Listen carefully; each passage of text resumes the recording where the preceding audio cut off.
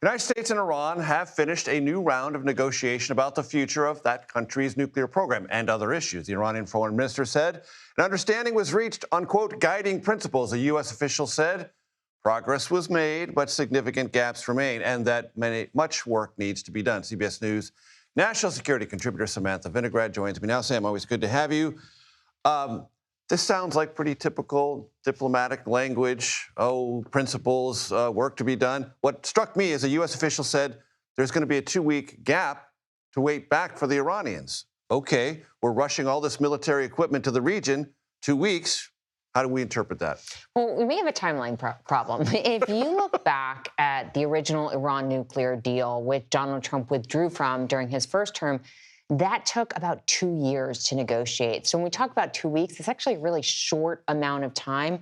When you're talking about some fundamental strategic gaps, the United States wants to address a range of what we call malign behaviors by the Iranian regime. Its nuclear program, its ballistic missile program, its support for proxies, its human rights abuses. And the Iranians are saying we're just going to negotiate on the nuclear front. So guiding principles are one thing, but there are these big strategic gaps, and the United States may not be patient enough to wait the 20 months that it may take to negotiate another deal. And yet, and we've talked about this before, Sam, there is a dialogue going on quite separate from these talks in the region. Maybe this isn't the time. Maybe this is the time to keep talking and continue to apply the pressure, use the implied threat of a larger, more visible U.S. military presence to keep the negotiations going, but not to attack.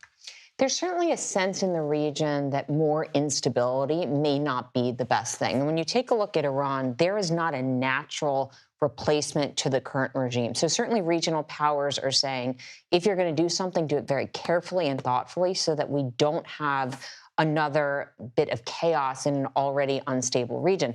At the same time, the United States is preparing the military option. I don't think we're there yet. Yes, there's a lot of military hardware in the region, but when you look at what it would actually take to launch an attack in Iran and to protect U.S. forces and U.S. personnel in the region, we're not quite there yet, Major. We're a few weeks away. It would be a massive logistical challenge, prolonged in its duration, it would seem, if we launch anything.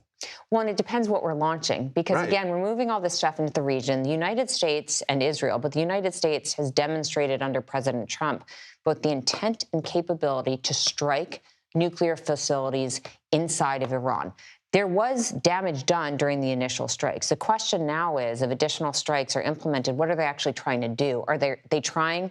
How do we know where the remaining stockpile of enriched uranium, which is what's used to build a nuclear weapon, do we know where that is? Are we trying to destroy that? Are we trying to target regime leadership? So there are a lot of unknowns about both the scope of negotiations and ultimately what a military strike would be focused on. And what the consequences therein might be. Sam Vinograd, always a pleasure. Thanks so much.